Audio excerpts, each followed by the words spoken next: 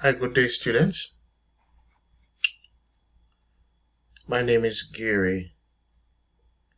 I hope your semester has been going great so far. And despite the crisis, this pandemic, you're doing great. Okay? My background is in accounting, and I hold over 22 years experience in the accounting field with over 6 months of tutoring experience and 10 years as an accounting supervisor. Okay? Today, I want to look at cash flow, particularly the indirect method. I find that quite a few students have been having some challenges with understanding the concept, especially the operating operating activity in the cash flow. Okay. All right. The reason I find that students are not understanding the indirect method is because of the fact that accounts are prepared based on the accrual concept. Okay. Now, the reason for the cash flow is for users to identify, our business owners, shareholders, users, end users, to identify the usage of cash in the business and how liquid or how available cash is within a business. Okay. Now, to go back to explaining the accrual concept. The accrual concept simply allows businesses to record credit sales and credit purchases at the time when they are incurred. This simply means you can recognize or post credit sales and cash sales within your books at the time when they're made. Now, the cash basis, so you have the accrual basis and the cash basis. The cash basis allows you to only post when payments are made. Okay? So, that's one of the reasons why the operating cash section of the cash flow has to be adjusted, because it has these elements of credit sales and cash sales, depreciation, profit or loss on and disposal of assets, which needs to be adjusted so that the cash flow reflects only cash, or adjust it to convert it in order to convert it to the cash basis. Okay? Right? Now, in order to better explain to you, we will be looking at an illustration of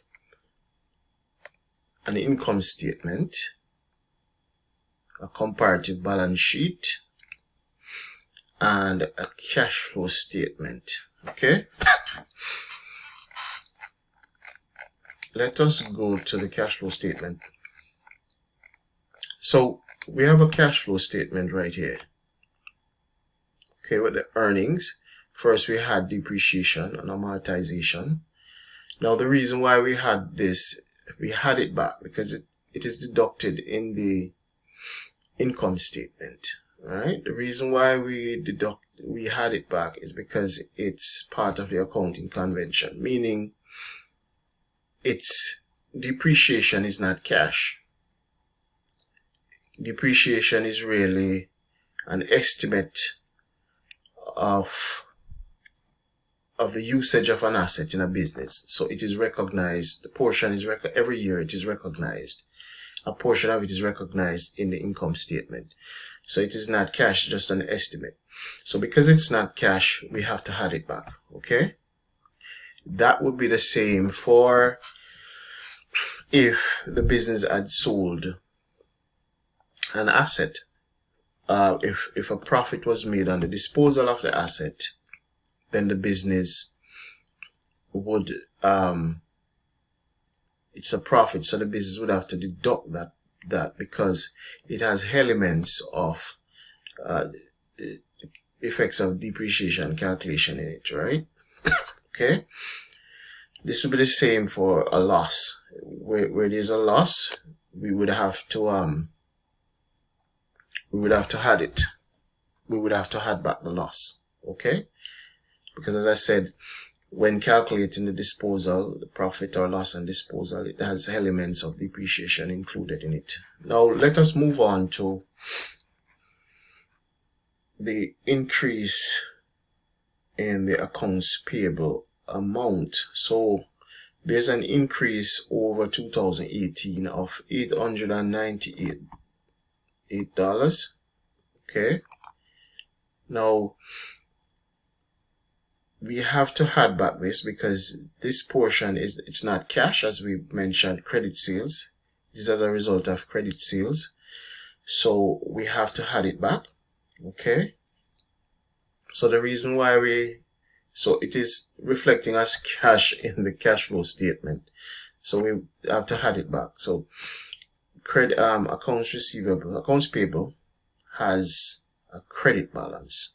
So in order to reverse the effect, the difference, we have to add it. We have to add it, which is equivalent to a debit in the accounts payable.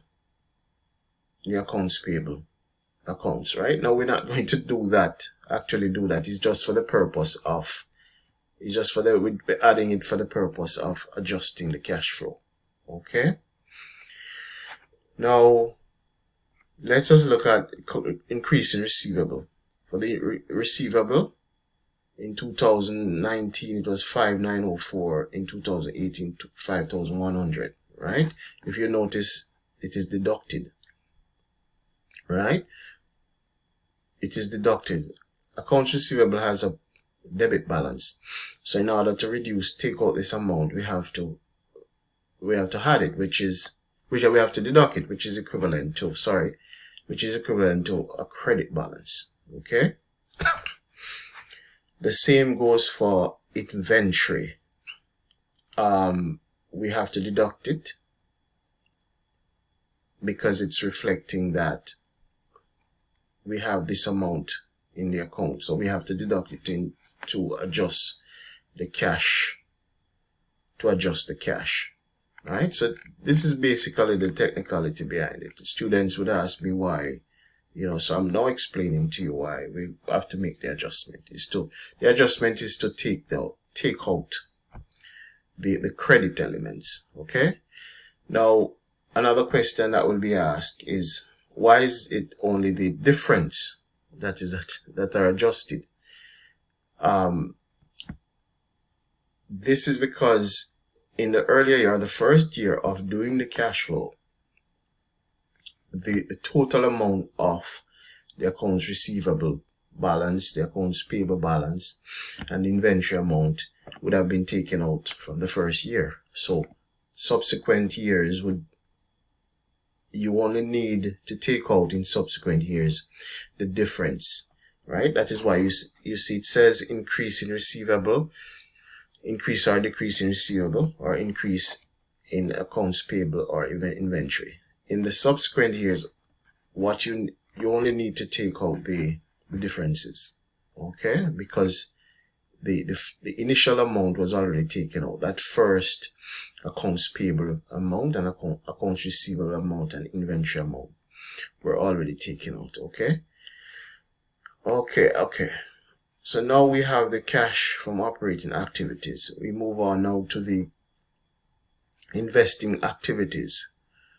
These are monies that are paid for, actual monies that are paid for assets, right? There's no adjustment needed here because this is cash from the cash account. Okay, and then we move on to financing activities, and these are monies that are issue of new. These are monies from issue of new equity, right, in the following year. So this is 2019. So a new amount of issue, ordinary shares have been issued. Okay, so this is cash, so we have to record it here. Right? So the net increase, decrease in cash.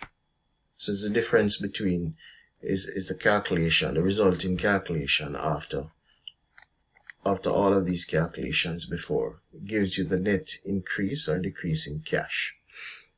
Then the opening balance is added to get the closing balance of 2019. Okay. The next lesson we'll look at areas such as disposal of assets. Okay. Thank you for listening. And thank you for watching. And I'll see you soon.